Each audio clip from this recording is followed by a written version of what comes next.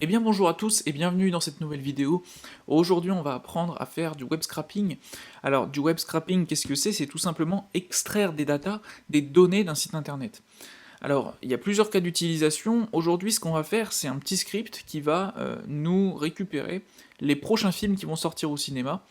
Et on pourra spécifier donc le mois qu'on souhaite. Par exemple si on veut les prochains films qui vont sortir en septembre 2020, on pourra le faire. Donc la première utilité, ça peut être de faire des scripts d'automatisation, pardon, c'est-à-dire par exemple dire je veux que quand un film avec Will Smith sorte, eh bien recevoir une notification. Ça c'est possible de le faire avec du scrapping. La deuxième possibilité, c'est quand on n'a pas d'API disponible pour faire son site à soi.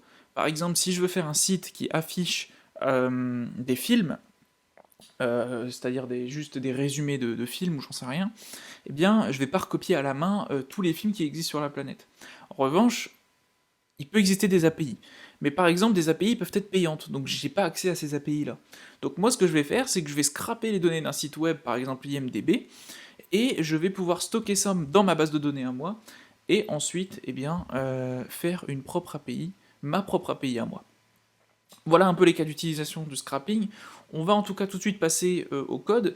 On va apprendre à faire ça avec du Node.js et avec un module qui s'appelle Puppeteer. Mais je vais vous montrer tout ça tout de suite.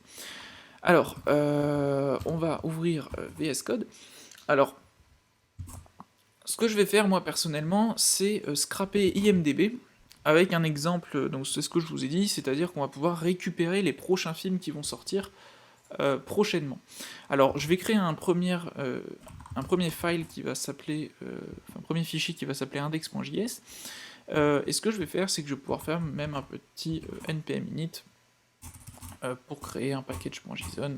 Hop, on s'en fout, au moins on a un petit package, hop, .json qui est généré. Je vais ajouter ici juste un petit script de start pour pouvoir démarrer mon projet. Donc ici, on va faire node index.js. C'est-à-dire qu'avec cette ligne-là, on va pouvoir, au lieu de taper node index.js, on pourra taper npm start pour démarrer le projet. Bref, c'est du petit détail, mais bon. Alors ce que je vais faire, c'est que je vais vous montrer le site qu'on va scraper. Alors c'est IMDB, et j'ai trouvé une page du coup ici, qui est Movies Coming Soon, et avec un mois.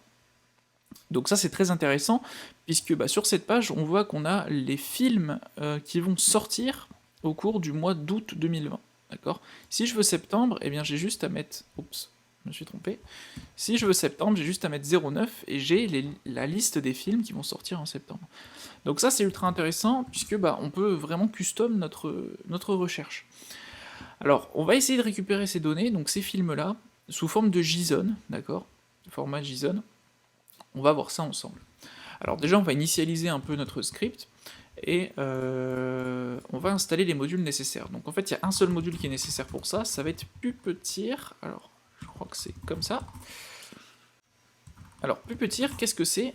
C'est un petit module qui va nous permettre, en fait, de contrôler un Chromium, une instance de Chromium, donc le navigateur open source sur lequel Chrome est basé, qui va nous permettre de charger des pages et d'effectuer des commandes là-dessus. On peut voir par exemple qu'on peut donc aller sur une page, on peut faire par exemple un screenshot, d'accord?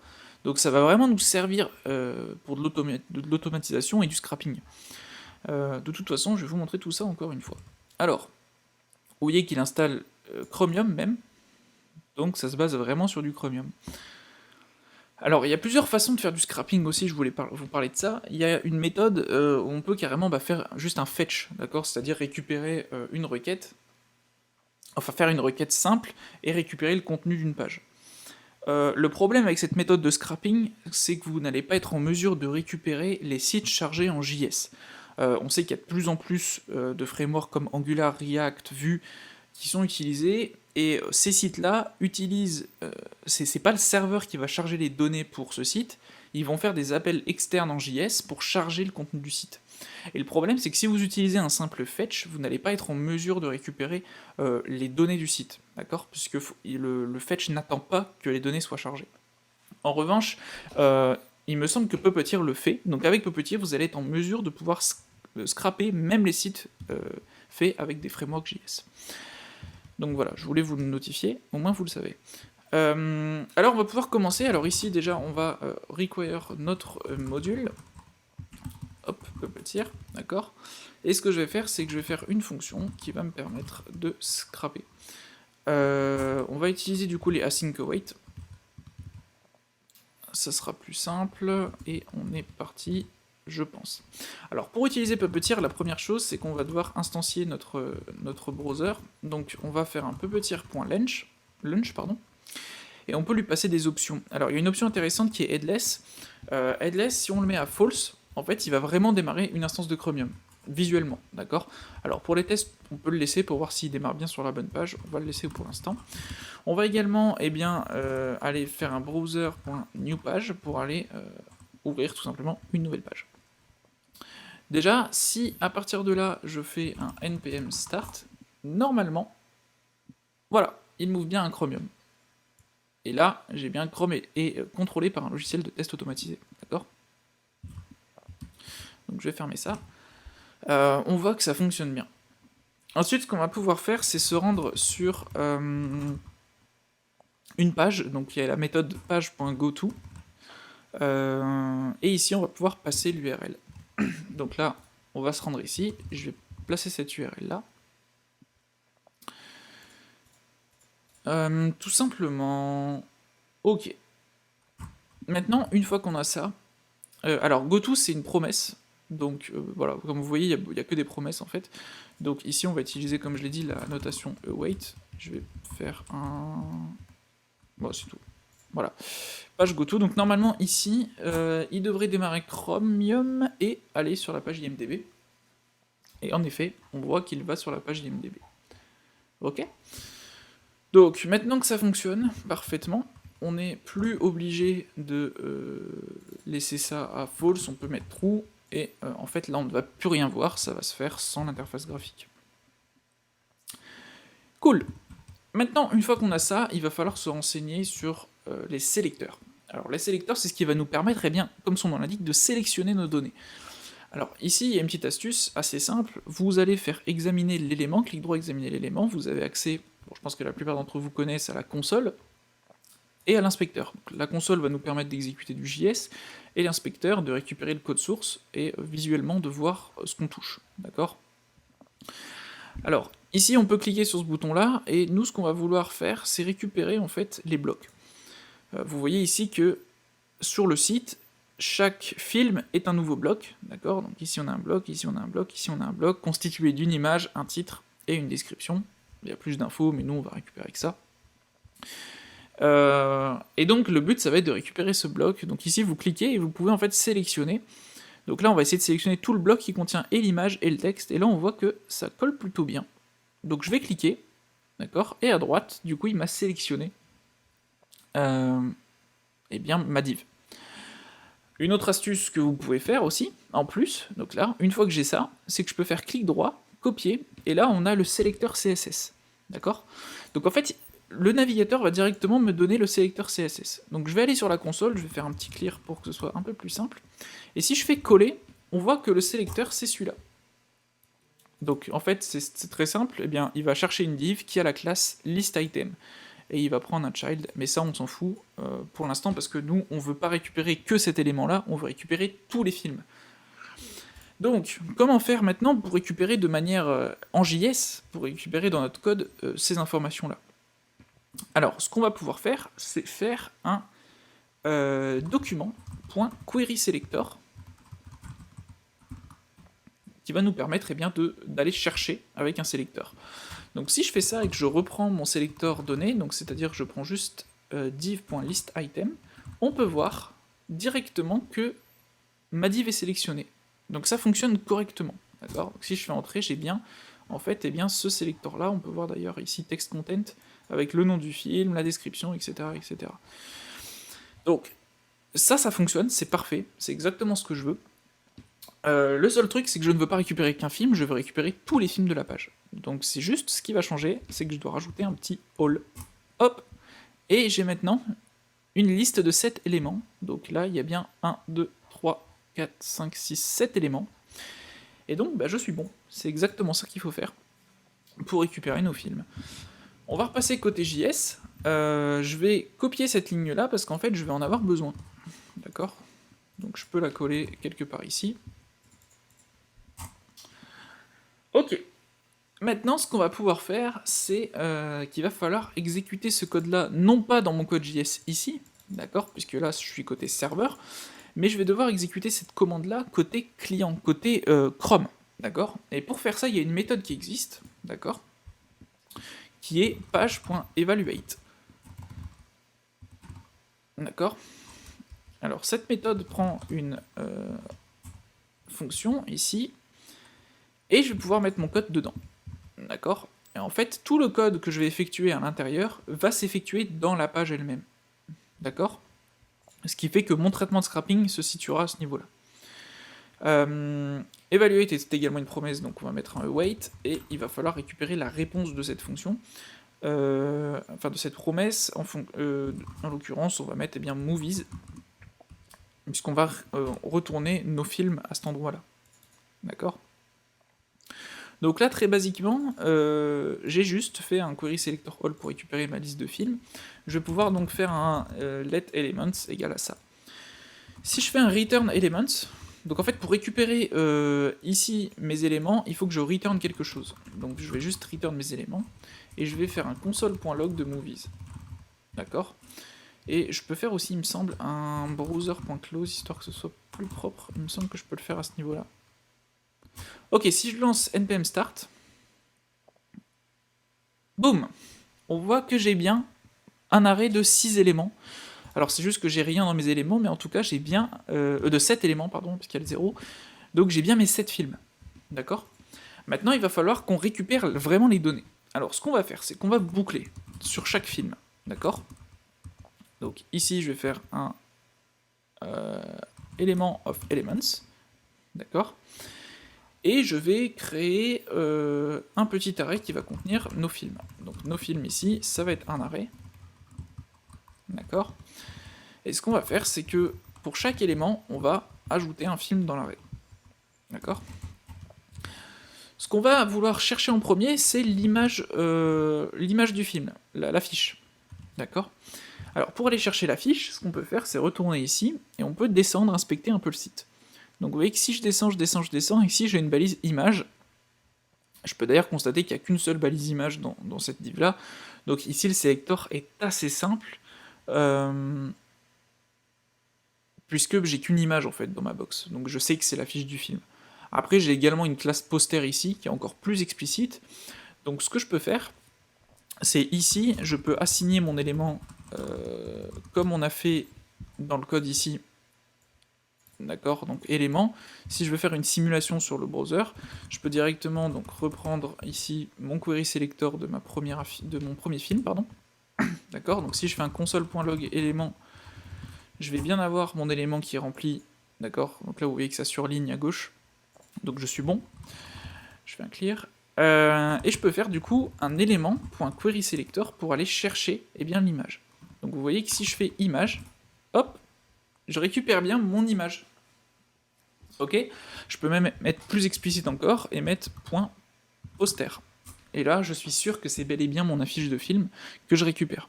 Donc je récupère un HTML élément, une balise IMG. D'accord? Cependant, moi ce que je veux, c'est l'URL de cette image-là, donc j'ai juste à faire un point src, et là, je récupère mon URL que je peux ouvrir ici, et je récupère bien mon affiche de film. Donc je copie ça, et tout ce que j'ai à faire, ici, c'est mettre img deux points et mon selector. Et en principe, ici, si je relance mon script, je devrais récupérer pour chaque film les affiches associées. Et ça fonctionne pas. C'est normal, puisqu'il faut return movie et pas élément maintenant. Ok, je relance. Oups. Je relance, et attention, boum! On a bien, pour chaque film, les images associées. Donc si je prends ici, que je l'ouvre, j'ai bien le premier film. Si j'ouvre par exemple l'avant-dernier, hop, j'ai ce film-là, et ça correspond bien à l'avant-dernier. Cool! Donc là, on a bel et bien récupéré nos affiches de films. Maintenant, basiquement, on va vouloir récupérer toutes les autres infos, donc on peut par exemple pour ce test-là aller chercher le film, le titre, pardon. Donc, ce titre-là se situe au niveau d'un classe TD, alors une TD avec une classe Overview Top, à laquelle à l'intérieur il y a un A, et ce A, c'est le titre du film. Donc, TD Overview Top, donc là c'est pareil, ici, hop, je peux faire un élément point query selector, aller chercher un TD avec la classe Overview Top, il me récupère bien le TD, espace A. Boum! Et là j'ai bel et bien mon A. Et là pareil, cette fois-ci je veux pas un src, je veux pas le href parce que ça m'intéresse pas. En revanche, ce que je veux, c'est le nom, c'est le texte. Donc je fais un point texte. Et voilà, j'ai bel et bien le texte du film. Alors par contre, on remarque qu'il y a un petit espace devant. Alors ça, c'est pas normal. Donc du coup, on peut faire une méthode trim. Trim, ça sert à enlever les espaces avant et après, il me semble, si je dis pas de bêtises. À nettoyer la string, et là voilà. Donc là, j'ai bel et bien plus d'espace devant, c'est parfait. Encore une fois, je peux copier cette ligne-là. Et je peux rajouter par exemple ici, title. D'accord? Et si je relance, oups, je fais exprès, normalement je devrais récupérer tous les titres des films. Boum! Et voilà, j'ai bien donc le titre des films avec les images correspondantes. Je vais en refaire quelques-uns encore, par exemple, je sais pas, je peux faire la durée par exemple, hop, donc ici on est sur un cert runtime genre, donc je peux faire élément.query selector p.cert runtime genre de time, ok, .text content pour récupérer la durée. Donc là, bah, c'est pareil. Vous voyez que c'est vraiment ultra simple une fois qu'on a le truc. C'est vraiment ultra simple. Donc là, on a récupéré notre durée. On peut récupérer comme dernier truc la description, ça peut être intéressant. Donc ici, examiner l'élément. Je vois qu'il y a une classe outline directement intégrée dedans, donc ça c'est super cool, puisque bah, du coup j'ai juste à faire élément, query selector, div.outline, .text content, boum, et j'ai bien ça. Je refais un trim, parce que là on voit que j'ai des espaces, j'ai plein d'espaces avant la string et après, donc je vais refaire un point trim, et là j'ai bien ma string qui est normale, quoi. Donc je le prends, je peux rajouter ici description, et normalement, ici, j'ai fini mon script, je suis en mesure de récupérer, voilà, toutes les infos sur ce site. Voilà. Donc là, j'ai récupéré les films d'août, d'accord. Je peux très bien ici, par exemple, faire une variable genre, je sais pas, genre months égale à 2028. En fait, je peux faire genre months égale à 0,8 et year égale à 2020, d'accord. Ici, je peux templater la string pour pouvoir insérer mes variables, donc remplacer 2020 par year, et ici, remplacer par months, d'accord. Ce qui fait que ça, là, ça revient en même. Si je veux par exemple les films de septembre, j'ai juste à mettre 09, à lancer mon script, et j'ai un arrêt vide, ce qui est pas normal. Peut-être que je mette des toString. En vrai, je vais mettre en string pour peut-être que ça casse moins les couilles.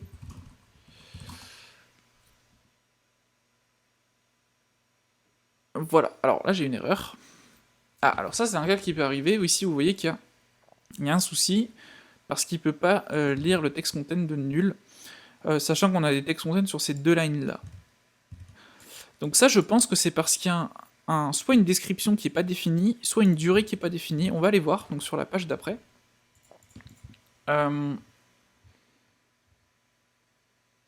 Ok, ici par exemple vous voyez qu'il n'y a pas de durée.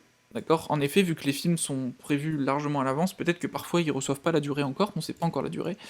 Donc ici, en effet, il n'y a pas de durée. Ce qui fait que, ben, ça c'est nul, donc il peut pas faire un text content de nul. Donc ce qu'on peut faire, à chaque fois, c'est mettre des points d'interrogation. Ce point d'interrogation là va juste dire, en fait, si ça c'est défini, Si ça existe, si c'est défini, alors tu peux faire ça, sinon tu fais rien, tu ne l'inclus pas. Donc du coup, ce qui veut dire que là, normalement, si je relance ma commande, ça devrait fonctionner, normalement. Voilà, cool. Et vous voyez bien, du coup, ici, j'ai pas de time, contrairement à là. Il l'a enlevé parce que bah, l'info n'est pas présente sur le site. Voilà, donc ça c'est tout pour cette vidéo. J'espère qu'elle vous aura plu, j'espère que vous avez compris le principe. En tout cas, si vous avez des questions, n'hésitez pas. Un petit défi, là, je viens de remarquer. Essayez de récupérer les genres. Vous voyez que c'est un petit peu plus complexe que tout à l'heure, je pense. Voilà, ça par exemple, c'est un cas qui est un peu plus complexe, puisque les trucs sont séparés par des pipes, etc. Donc, vous pouvez vous amuser à essayer de récupérer le genre, et puis dites-moi si vous avez réussi dans les commentaires. En tout cas, j'espère que vous avez compris le principe, que cette vidéo vous aura plu, et écoutez, on se retrouve pour une prochaine vidéo. À bientôt, ciao!